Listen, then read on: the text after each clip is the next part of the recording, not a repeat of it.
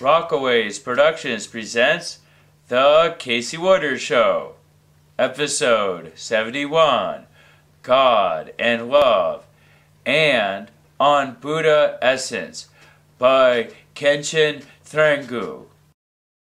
Hello, I'm your host, Casey Waters. Today, I will discuss God and love. Later on, I will review the book On Buddha Essence, a commentary on Rangjung Dorje's treatise by Khenchen Thrangu. So, now it's on to God and love. So, what's going on here? Well, we have God, and we have love, and we have us.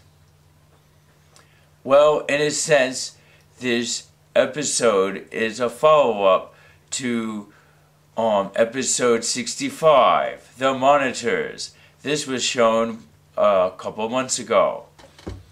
But anyway, so this follow-up, well, we have us.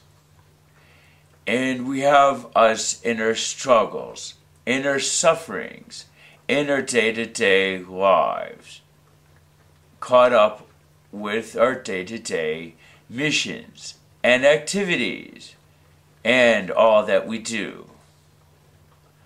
Well, the problem with all of this is sometimes our perspective, our sight, so to speak, how our worldview and our self-view are sometimes affected negatively by excess activity.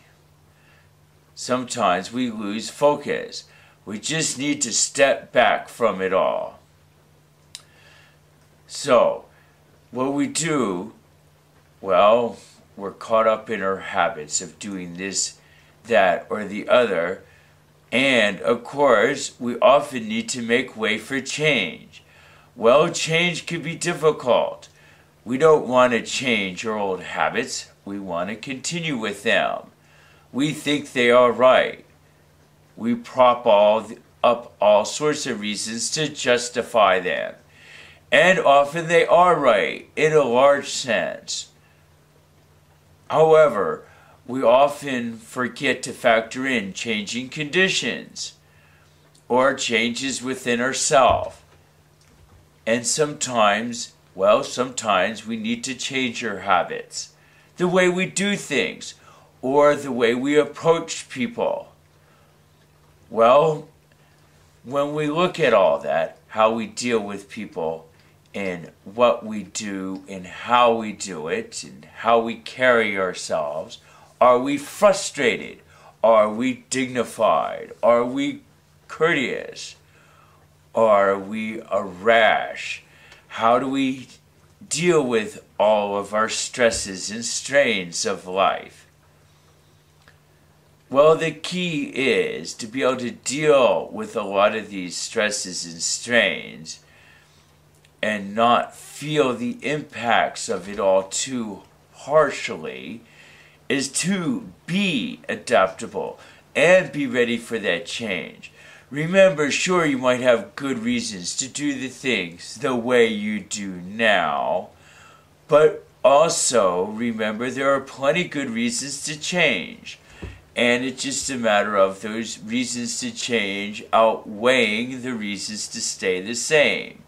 Remember, things are kind of in a flux this way, kind of in a sense of transition, in a sense of struggle, in the sense that when we do things, whatever it is, whether it's how we interact with a customer at work, how we ask a question at class, how we ask our parents for a favor, or how we discipline our children, whatever the activity might be, the thing is we have to be ready for this change, and we have to realize that things are kind of in a flux, in a struggle, at least in our mind, towards all the reasons to change and all the reasons to keep things the same.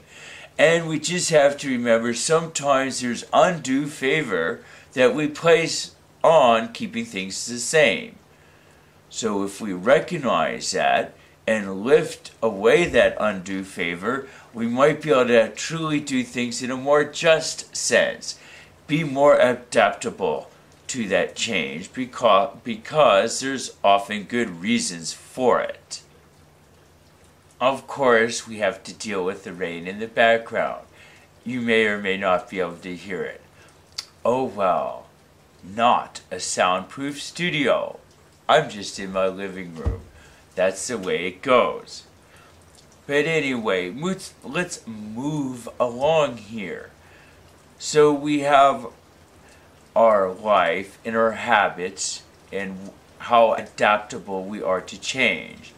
And as I said, if we are a little more adaptable, perhaps we'll suffer a little less and we'll be able to enjoy life a little more because we'll be able to roll with the punches and adapt quickly. And that could work to our advantage. But let's get more back on track, so to speak. We have God and love. So, we have to alter our habits in that sense. Now we're really getting to the meat of the matter. Well, what it is, well, God is love. God embodies love, of course. In an ultimate sense, you betcha.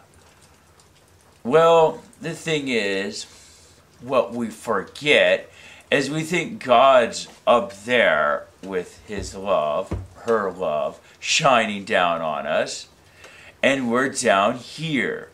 And we often forget about God being up there with all of God's infinite love, and we just deal with life down here. And we think, well, God will step in and help us. Well, sure, God will step in and help us. However, what we forget is that it's a two-way street. God needs our help too. We just can't think in terms of God helping us all the time. I guess that's a little greedy, you know. We have to show less greed with respect to God and be willing to pitch in and help God out. Gee, God needs our help. God certainly does. And God needs our help with love. That's one of the big missions here. So now we get to it, the meat of the matter, so to speak. It's a mission, and it's an assignment, a task, something for us to do in life. Is this furthering of God's work through love? Well, gee, it might sound a little tricky, I know. And I'm sure there are many facets to this. Well, hold on.